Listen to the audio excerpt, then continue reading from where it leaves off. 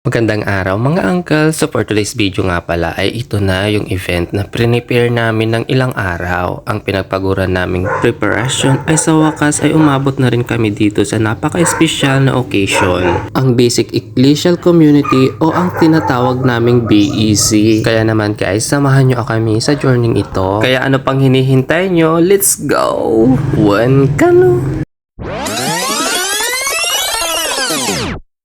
So dahil ito na nga yung araw na dumating na ang pinaka-importanting okasyon dito sa Bayambang Infanta Pangasinan na dinaluhan ng napakaraming tao dito sa Infanta. Dahil to be honestly mga uncle, 13 barangays ang umattend dito. Para sa kaalaman po ng lahat, taon-taon po nagaganap ang mga ganitong okasyon. Depende na lang kung saang barangay matutuka ang host. So bali ngayong taon nga pala mga uncle ay ang Bayambang ang napinili lang host. Kaya naman tudo abala ang mga taga Bayambang Infanta Pangasinan. Promises! Nagsimula nga ang program sa pagdidiscuss about kay Lord o kay Jesus Christ. Kaya naman guys, kung mapapansin nyo, ay napakaraming tao talaga ang umattend dito. Sabi ko nga sa inyong mga uncle at paulit-ulit kong sinasabi na 13 barangays ang umattend dito, ang aming panauhin. So dito sa part na to mga uncle ay nagpe-prepare na kami para sa gaganaping mass o ang simba. Kaya naman guys, tunghayan natin ang grand entrance nila Father kasama ang napakaraming sakristanya. Stay put mga uncle hanggang matapos ang simbang ito. Dahil marami pa tayong pag-uusapan at marami pang kaganapan na inyong masasa. So after nga ng mas mga uncle ay nagsalita na ang ating butihing mayor about dito sa nasabing okasyon na ito, ang Basic Ecclesial Community, ang mga word of wisdom niya at ang kalagahan ng mga ganitong bagay. At syempre ang mga greetings ni mayor para sa lahat ng dumalo dito sa nasabing okasyong ito. Sabi nga niya, sobrang napakahalaga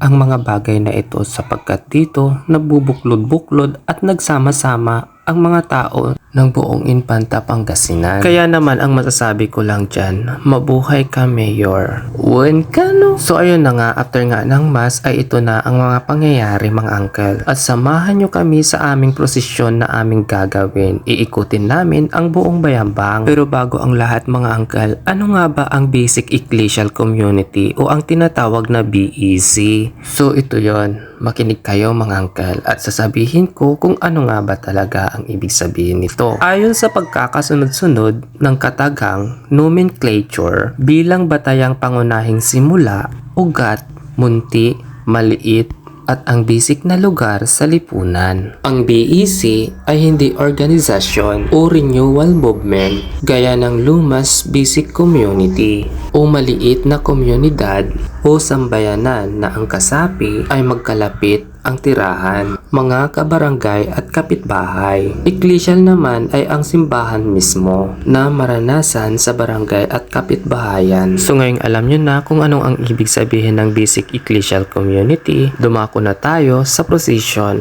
at marami pang kaganapan na inyong matutunghayan. Kaya naman guys, ipagpatuloy nyo lang ang inyong panunood.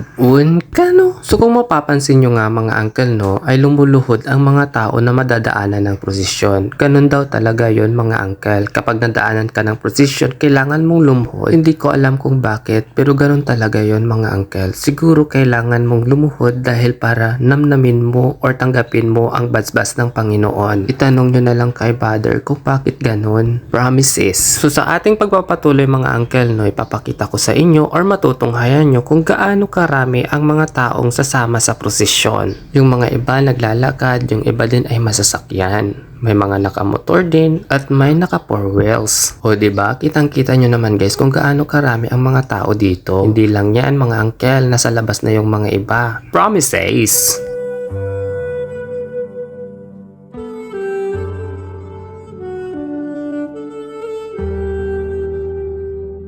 So ito na nga at nag-uumpisa na ang prosesyon mga uncle. Promises!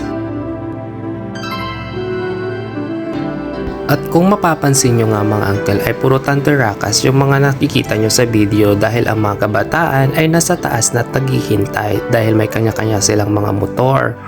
Masasabi ko talaga na ang bawat isa dito ay nagkakaisa. At kung mapapansin nyo rin mga uncle ay may mangilan-ngilan din dito na nagbibless. May mangilan-ngilan din na kumakaway sa aking video.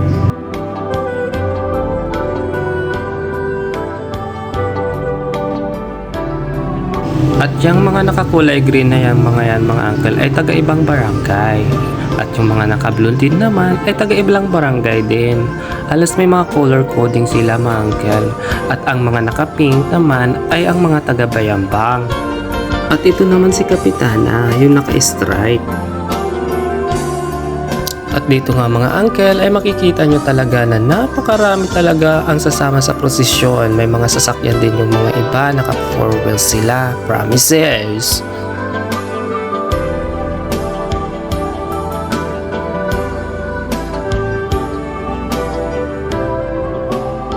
So sa prosesyon nga mga uncle ay nangunguna ang mga kapulisan, sumusunod ang mga sakristan at sila father.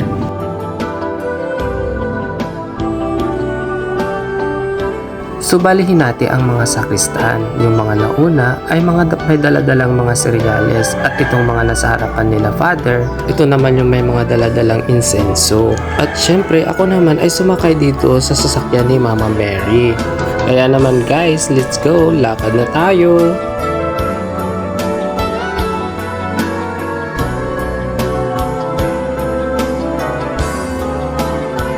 Kung mapapansin nyo sa likod nila father mga uncle ay ang daming nakamotor. Puro mga kabataan yung mga yon. Buwan ka no?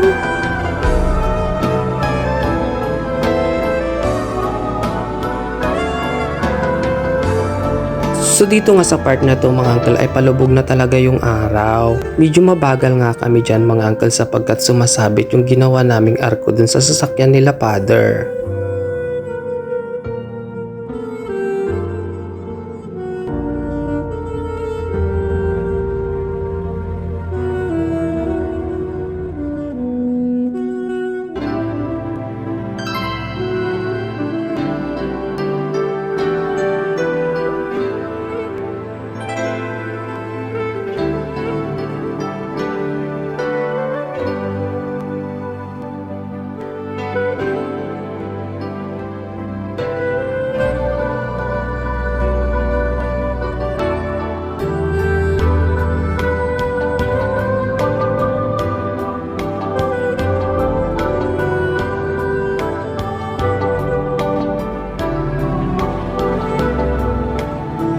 So dito nga mga uncle, mapapansin nyo na talagang lumbuluhod yung madadaanan ng procession.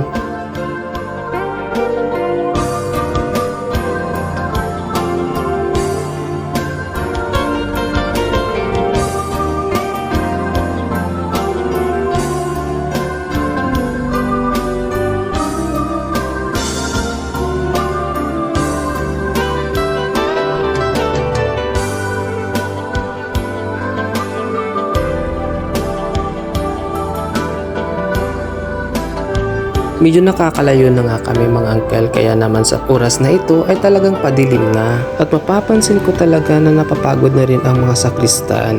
Ikaw ba naman napakalayo na ng nilakad nila? Pag mga ganitong posisyon talaga mga uncle no, ang mga tao na madadaanan ng posisyon ay naglalabas ng mga santo. Hindi ko din alam pero siguro para ma-bless din ang mga santo na nasa bahay-bahay nila. Sobrang napakalayo na ng nilalakad ng mga sakristan pero magpapatuloy pa rin tayo mga uncle, promises!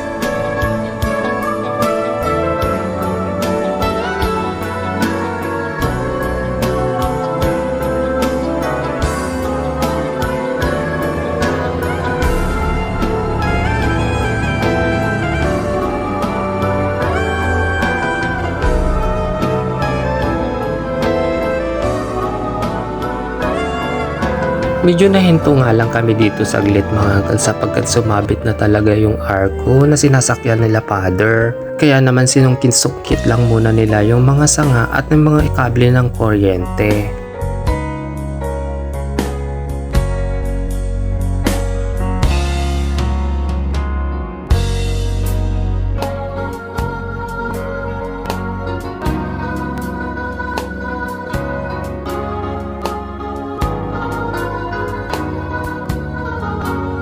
At dahil nga medyo mababa ang mga puno dito, medyo natatagalat kami sa aming prosesyon. Maraming mga time nga na humihinto kami.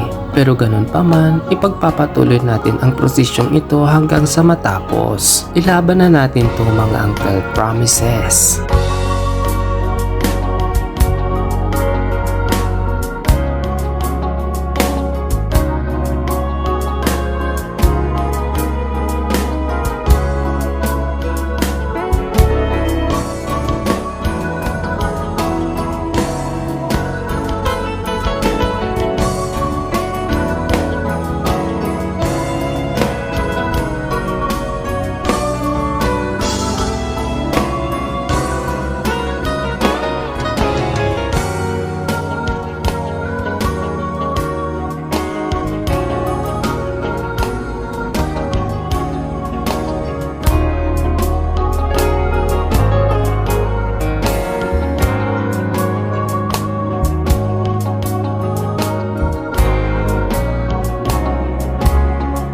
Madilim na nga ang paligid at wala na rin akong nakikitang mga sakristan sapagkat nahuli na sila talaga at nauna na kami dahil mahirap umakyat dito sa may akyatan. At ito na nga, paakyat na ang mga sakristan. Nakakaawa naman sila pero ganun talaga. Kaya naman magpapatuloy pa rin tayo dyan mga uncle, at ito ay napahinto kami saglit lang kasi may karoon ng traffic. So dito nga mga uncle ay medyo i-plus forward na lang natin ng konti sapagkat masyadong mahaba ng video ito, umaabot na siya ng kalahating oras kung hindi natin ipa-plus forward.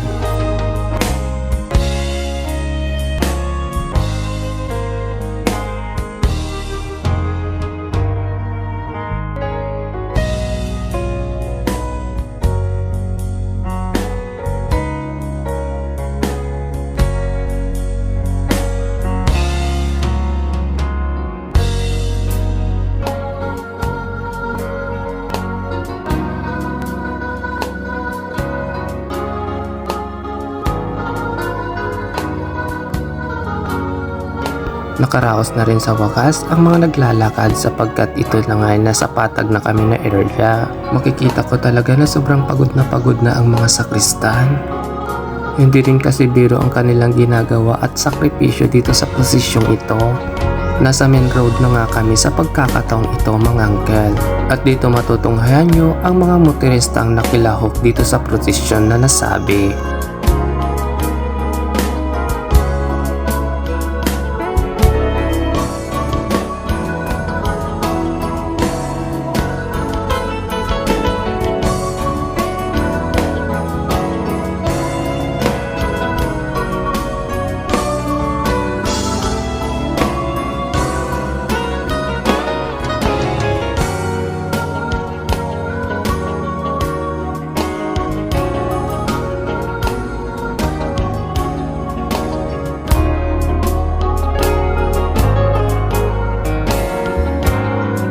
At syempre naispatan din natin ng video ang kagawad na ito na nag-donate ng bulaklak para sa stage decoration.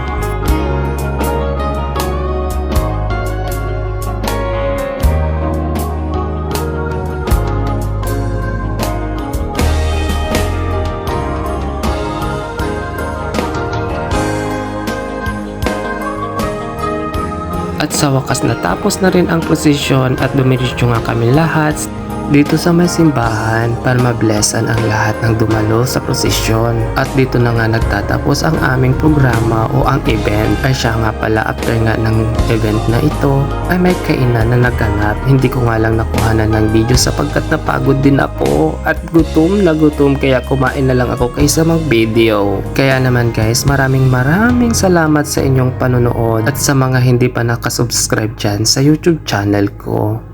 Baka naman. At syempre wag nyo na rin kalimutang i-share. So ayun na nga, ayun lang for today's video. God bless you all guys. Mabuhay kayo hanggang gusto nyo. Charot! So ayun lang. Goodbye.